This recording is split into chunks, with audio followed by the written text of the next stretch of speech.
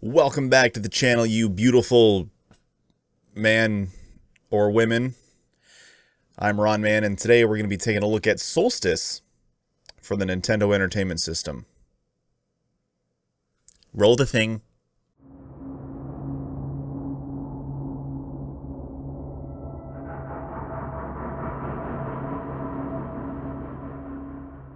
Solstice is an adventure puzzle game developed by Software Creations and published by CSG ImageSoft for the NES in 1990.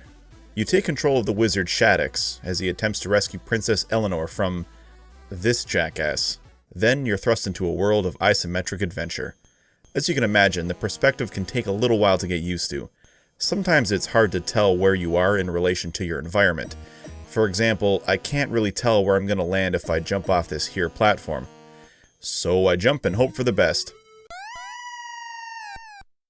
I survived. Good. The graphics of Solstice are just okay. They get the job done.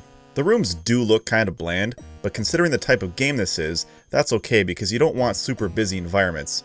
At least I wouldn't. The animation is really quite lacking. Like when you jump, well, there's no animation at all. You just go up and then down.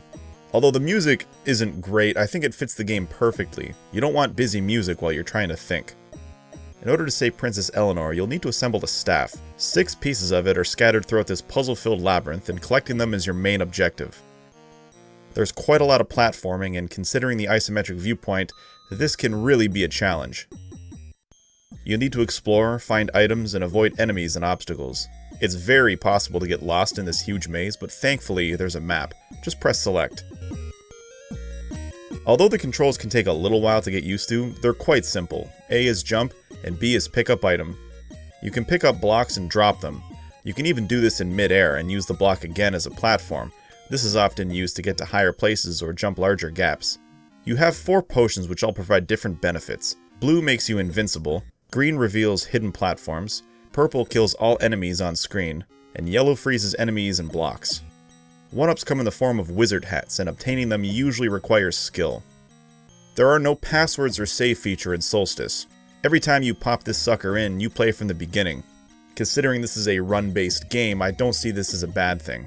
To me, it's not so much about beating Solstice, it's just about beating your previous playthrough or run.